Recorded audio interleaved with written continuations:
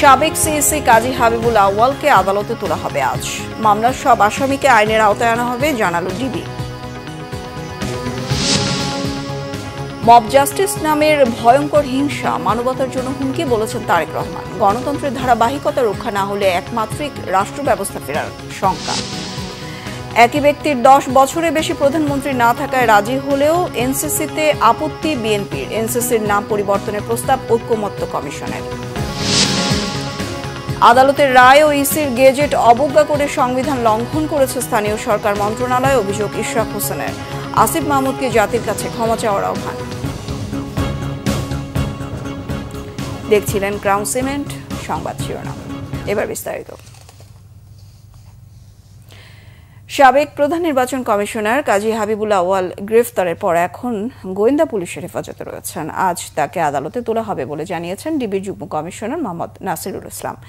বিগত নির্বাচনের ফল পরিবর্তন ও প্রশাসনকে প্রভাবিত করার অভিযোগে শেরেবাংলা নগর থানায় বিএনপির করা মামলায় তাকে গ্রেফতার দেখানো হয়। পর্যায়ক্রমে মামলার এজাহারভুক্ত সবাইকে আইনের আওতায় আনা হবে বলে জানিয়েছে ডিবি। আরও জানাচ্ছেন মোবাশ্বের আহমেদ। গোয়েন্দা তথ্যের ভিত্তিতে বুধবার দুপুরে মগবাজার এলাকায় আত্মীয়ের বাসায় আত্মগোপনে থাকা অবস্থায় সাবেক সিইসি কাজী হাবিবুল আউয়ালকে আটক করে ডিবি। পরে তাকে ডিবি কার্যালয়ে নিয়ে আসা হয়। ডিবির যুগ্ম কমিশনার মোহাম্মদ নাসিরুল ইসলাম সাবেক এই সিইসিকে গ্রেপ্তারের বিষয়টি নিশ্চিত করে জানান, গ্রেপ্তার এড়াতে বারবার অবস্থান পরিবর্তন করায় তাকে গ্রেপ্তার করতে বেশ বেগ পেতে হয়েছে। গোপন তথ্যের ভিত্তিতে তার অবস্থান আমরা জানতে পারি যে মগবাজারে আছে। তৎপ্রেক্ষিতে আমরা সেখানে নজরদারি রাখি। নজরদারির এক পর্যায়ে আমরা যখন জানতে পারি তার অবস্থান সম্পর্কে নিশ্চিত হই, তখনই সেখান থেকে আমরা তাকে আমাদের হেফাজতে নিই। কাউকে গ্রেপ্তার পরবর্তী কিছু ইনিশিয়াল ম্যানেজমেন্ট থাকে, যে ম্যানেজমেন্টগুলোর মধ্যে তার মেডিকেল চেক আপ করা, আদার্স অন্য যে বিষয়গুলো থাকে, কিছু ডাটাবেজের কার্যক্রম থাকে, সেই কার্যক্রমগুলো যদি আমরা সমাপ্ত করতে পারি, তদন্তকারী কর্মকর্তা যদি মনে করে যে আজকে দিতে পারবে, তাহলে সেক্ষেত্রে হয়তো সেই ধরনের সিদ্ধান্ত আসতে পারে, না হলে আগামীকাল যাবে। নির্বাচনের ফল পরিবর্তন ও প্রশাসনকে প্রভাবিত করার অভিযোগে শেরেবাংলা নগর থানায় গত রবিবার বিএনপির করা মামলায় এজাহারভুক্ত আসামি হিসেবে তাকে আটক করা হয় বলেও জানান ডিবির এই কর্মকর্তা। যেহেতু মামলা হয়েছে, মামলায় এখানে অভিযুক্ত হিসাবে তাদের নাম এসেছে, যাদের নাম এসেছে তাদের সকলের ব্যাপারেই আমাদের গোয়েন্দা তৎপরতা আছে। তাদের ব্যাপারে আমরা কার্যক্রম অব্যাহত রেখেছি। তাদের অবস্থান শনাক্ত করতে পারলে আইনানুগভাবে আমরা পদক্ষেপ গ্রহণ করব। এদিকে একই মামলায় গ্রেফতার সাবেক প্রধান নির্বাচন কমিশনার নুরুল হুদাকে 4 দিনের রিমান্ডে নেওয়া হয়েছে। রবিবার রাতে উত্তরার নিজ বাসা থেকে জনতার হাতে আটক হন নুরুল হুদা। এ সময় তিনি বিক্ষুব্ধ জনতার রোষানলে পড়েন। 2018 সালে একাদশ জাতীয় নির্বাচনের সময় প্রধান নির্বাচন কমিশনারের দায়িত্ব পালন করেছিলেন KM Nurul Huda. Mobasher Ahmed, Bangla vision, Dhaka. Mob justice নামের এক ভয়ঙ্কর হিংসা মানবতার জন্য হুমকি হয়ে দাঁড়িয়েছে বলে জানিয়েছেন বিএনপির ভারপ্রাপ্ত চেয়ারম্যান তারেক রহমান। গণতন্ত্রের ধারাবাহিকতা রক্ষা না করা হলে আবারও একমাত্রিক রাষ্ট্র ব্যবস্থা ফিরে আসতে পারে বলে আশঙ্কা তার। জাতিসংঘ আন্তর্জাতিক নির্যাতন বিরোধী দিবস উপলক্ষে বিবৃতিতে বিএনপির ভারপ্রাপ্ত চেয়ারম্যান এসব কথা বলেন। গণমাধ্যমে পাঠানো বিবৃতিতে তারেক রহমান দাবি করেন, আওয়ামী লীগ ক্ষমতায় থাকা অবস্থায় বাংলাদেশ এক ভয়ঙ্কর সর্বগ্রাসী রাষ্ট্রে পরিণত হয়েছিল। মত প্রকাশের স্বাধীনতা, ন্যায় বিচার কিংবা গণতান্ত্রিক চর্চা সবই ছিল নিয়ন্ত্রিত। তারেক রহমান বলেন, দ্বিতীয় বিশ্বযুদ্ধের পর বিভিন্ন উপনিবেশ স্বাধীনতা পেলেও বিশ্বজুড়ে হিংসা সংঘাত থামেনি, বরং রক্তপাত আর হানাহানি বহু দেশে মানুষের জীবনকে বিপন্ন করে তুলেছে। স্বৈরশাসকরা বিরোধীদের কণ্ঠ রোধ করতে নানাভাবে নির্যাতন চালাচ্ছে। অনেক জায়গায় নাগরিকদের নিরাপত্তা চরম হুমকির মুখে। গণতন্ত্রই মানুষের অধিকার রক্ষার একমাত্র ভিত্তি উল্লেখ করে আজও এই সমাজ ব্যবস্থার ভিত দৃঢ়ভাবে গড়ে ওঠেনি বলে তারেক রহমান মনে করেন।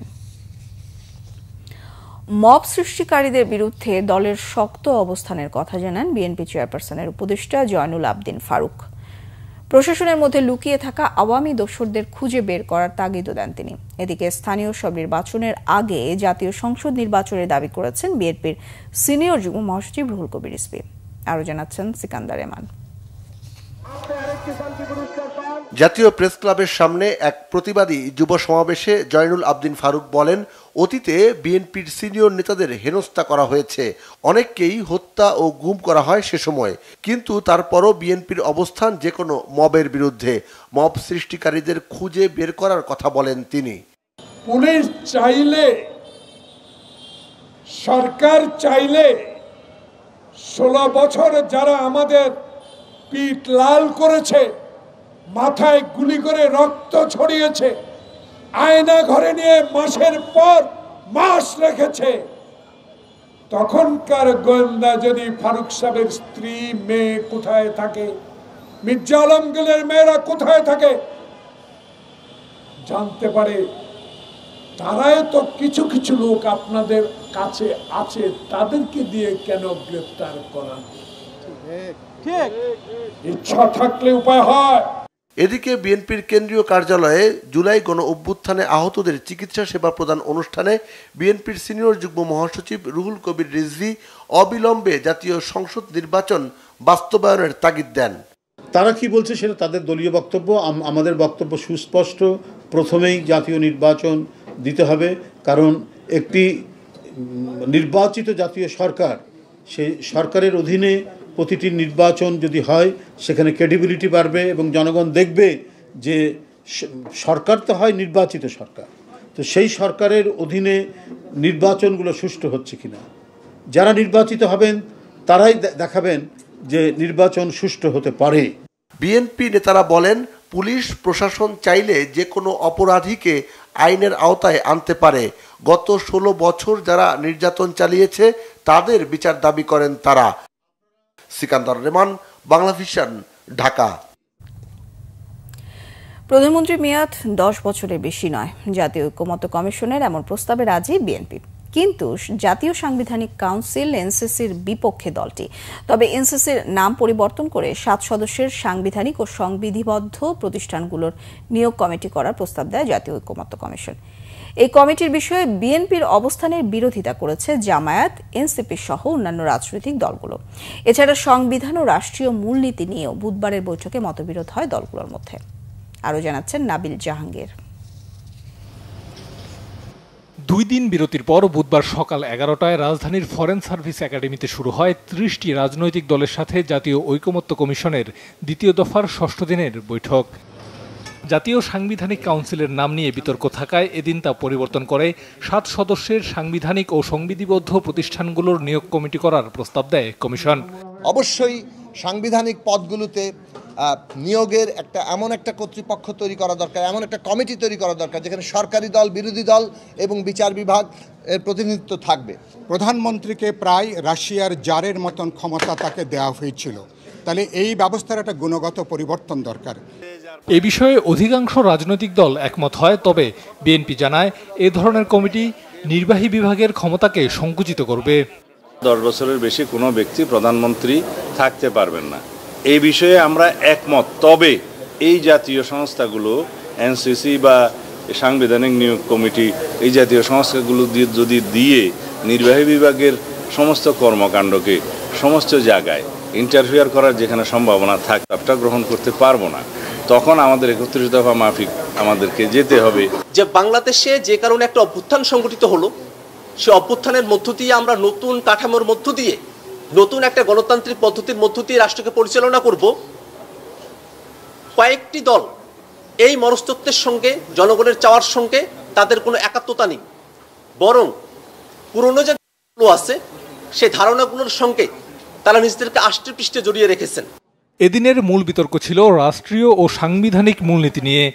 কমিউনিস্ট পার্টি এবং কয়েকটি বাম দল ছাড়া আর সকলেই ঐকমত্য পোষণ করেছে। ৫ম সংশোধনী যেটি আছে আমরা বলেছি সেটা থাকবে।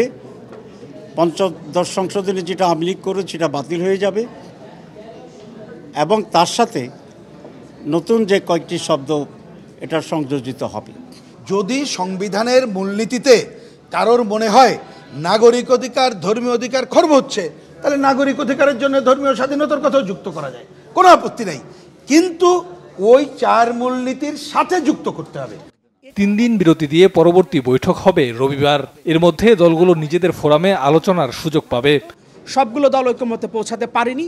নাবিল জাহাঙ্গীর, বাংলা ভিশন, ঢাকা।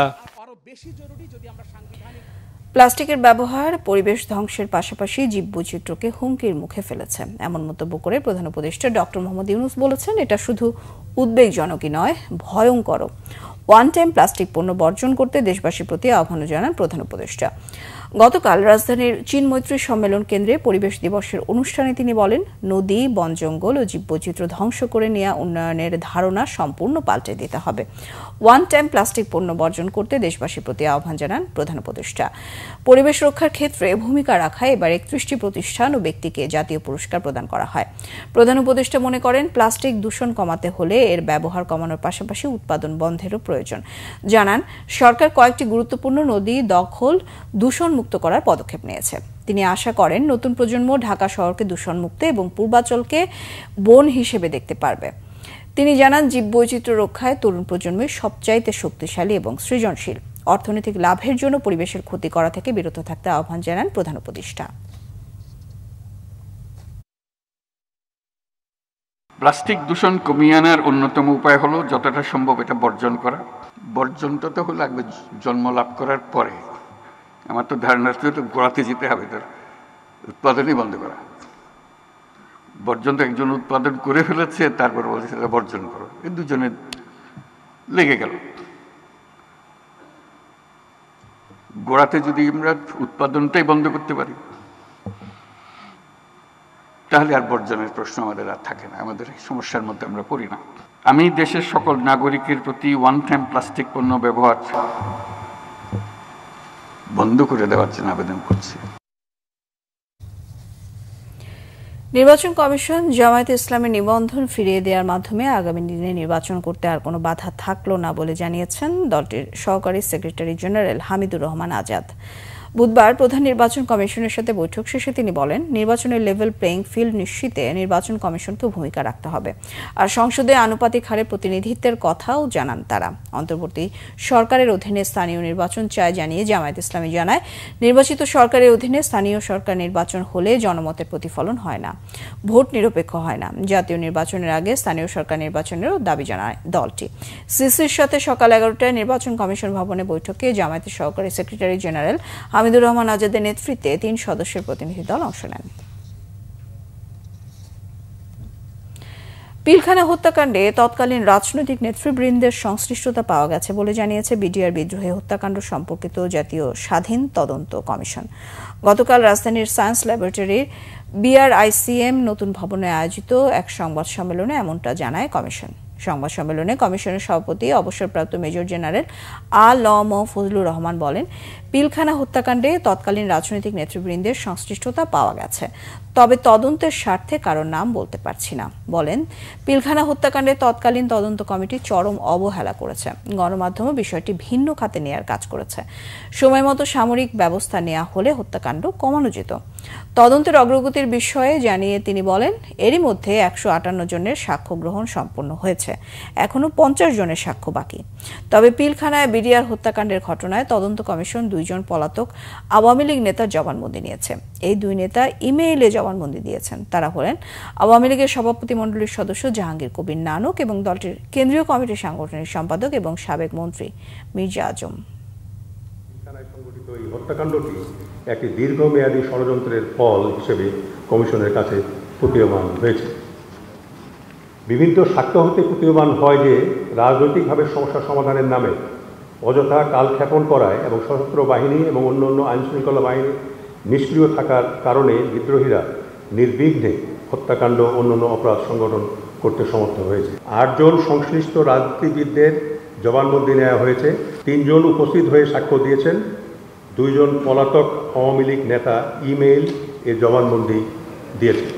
55 জন সামরিক অফিসার যারা বিভিন্নভাবে পিলখানা ট্র্যাজেডির সাথে সংশ্লিষ্ট ছিলেন বা গুরুত্বপূর্ণ দায়িত্বে ছিলেন, তাদের জবানবন্দি নেওয়া হয়েছে।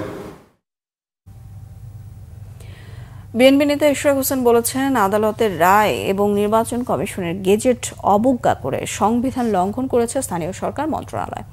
এজন্য উপদেষ্টা আসিফ মাহমুদকে জাতির কাছে ক্ষমা চাওয়ার আহ্বান জানান তিনি। স্থানীয় সরকার উপদেষ্টাকে সতর্ক করে দিয়ে ইশরাক হোসেন বলেন, আন্দোলনে অংশ নেওয়া কর্মকর্তা কর্মচারীদের সঙ্গে প্রতিহিংসামূলক কোনো ব্যবস্থা নেওয়া হলে আবারও কঠোর আন্দোলন করা হবে, যা নগর ভবনের গণ্ডি পেরিয়ে রাজপথে ছড়িয়ে পড়বে বলে হুঁশিয়ারি দেন তিনি। আরও জানাচ্ছেন মহিবুল্লাহ মুহিব। আদালতের রায় এবং নির্বাচন কমিশনের গেজেটকে অবজ্ঞা করে ঢাকা দক্ষিণ সিটি কর্পোরেশনের মেয়র হিসেবে শপথ না পড়ানো এবং ঢাকাবাসীর আন্দোলন নিয়ে নিজের অবস্থান পরিষ্কার করতে জাতীয় প্রেস ক্লাবে সংবাদ সম্মেলনে উপস্থিত হন বিএনপি নেতা ইশরাক হোসেন। এ সময় তিনি বলেন, সিটি কর্পোরেশন এবং ঢাকায় নতুন প্রতিষ্ঠিত একটি রাজনৈতিক দলের প্রভাব এবং আধিপত্য বিস্তারের জন্যই তাকে মেয়র হিসেবে শপথের আয়োজন করেনি স্থানীয় সরকার মন্ত্রণালয়। এই আন্দোলন মেয়র হবার জন্য নয়, বরং আইনের শাসন প্রতিষ্ঠার লড়াইয়ের অংশ হিসেবেই এটি করা হয়েছে বলেও জানান ইশরাক হোসেন। আসিফ মাহমুদ তার বক্তব্য ও কথাবার্তায় লাগাম টেনে ধরে বর্তমানে যে কিছুটা স্থিতিশীল অবস্থা রয়েছে তা বিনষ্ট করবে না বলে আমি আশা করছি এবং কোনো ক্রমেই কারো প্ররোচনায় বা নিজ সিদ্ধান্তে আন্দোলনে অংশগ্রহণকারী কর্মকর্তা ও কর্মচারীদের বিষয়ে প্রতিহিংসামূলক পদক্ষেপের চিন্তা ভুলক্রমে করবে না। এটি একটা সতর্কবাণী হিসাবে আমি দিচ্ছি। এর কোনো ব্যত্যয় হলে ঢাকা নগরবাসী মেনে নেবে না এবং পুনরায় আন্দোলন শুরু হলে তার নগর ভবনের গণ্ডি পেরিয়ে রাজপথে গড়াবে, সেটি করানো উচিত হবে। বিভিন্ন সময়ে উপদেষ্টা আসিফ মাহমুদের দেয়া বিভ্রান্তিমূলক বক্তব্যের জন্য প্রকাশ্যে ক্ষমা চাওয়ার আহ্বান জানান তিনি। একটি বেসরকারি চ্যানেলে সাক্ষাৎকার দিয়ে স্থানীয় সরকার উপদেষ্টা আসিফ মাহমুদ অত্যন্ত আপত্তিকর কিছু কথা বলেছেন। আসিফ বলেছে, বিএনপির এক নেতার ইন্ধনে ইশরাকের আন্দোলন হয়েছে। এই বক্তব্যের মধ্য দিয়ে হাজার হাজার ঢাকার ভোটারদের চরম অপমান করা হয়েছে। ঝড় বৃষ্টি তীব্র রোদ উপেক্ষা করে দিনের পর দিন শারীরিক ও মানসিক পরিশ্রম করে আন্দোলন করা ঢাকার এই জনগোষ্ঠীকে এই একটি বাক্য উচ্চারণের মধ্য দিয়ে নাগরিক থেকে পশুর মর্যাদায় নিয়ে যাওয়া হয়েছে। এটার জন্য তাকে অবশ্যই নাগরিকদের কাছে ক্ষমা চাইতে হবে। আসিফ আরেকটা কথা বলেছে, ইশরাককে মিসগাইড করা হয়েছে। এই বক্তব্যের মধ্য দিয়ে তিনি ঔদ্ধত্যপূর্ণ আচরণ করেছেন। তিনি অন্যদের চেয়ে নিজেকে শ্রেষ্ঠ এবং আমাকে ব্যক্তিগতভাবে চরমভাবে হেয় করেছেন। গত 27 মার্চ ইশরাক হোসেনকে মেয়র ঘোষণা করে নির্বাচনী ট্রাইব্যুনাল। পরে 27 এপ্রিল এ সংক্রান্ত গেজেট প্রকাশ করে নির্বাচন কমিশন। এরপর গেজেট স্থগিত চেয়ে রিট করলে সেই রিট খারিজ করে দেয় আদালত। পরে আপিল করলে সেই আপিল খারিজ হলেও স্থানীয় সরকার মন্ত্রণালয়ের গড়িমসিতে আটকে যায় ইশরাক হোসেনের মেয়রের শপথ। মুহিবুল্লাহ মুহিব, বাংলা ভিশন, ঢাকা। এবছরের এইচএসসি ও সমমানের পরীক্ষা শুরু হচ্ছে আজ। এবার 9টি সাধারণ শিক্ষা বোর্ড, মাদ্রাসা শিক্ষা বোর্ড ও কারিগরি শিক্ষা বোর্ডে নিয়মিত অনিয়মিত মিলিয়ে মোট পরীক্ষার্থী 12,51,111 জন। 9টি সাধারণ শিক্ষা বোর্ডের অধীনে এইচএসসি পরীক্ষার্থী 10,55,000-এর বেশি।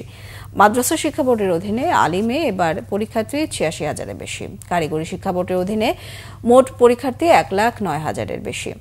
এবার মোট পরীক্ষার্থী গতবারের চেয়ে 81,000-এর বেশি কমেছে। 3 বছরের মধ্যে এবারই পরীক্ষার্থী সবচেয়ে কম।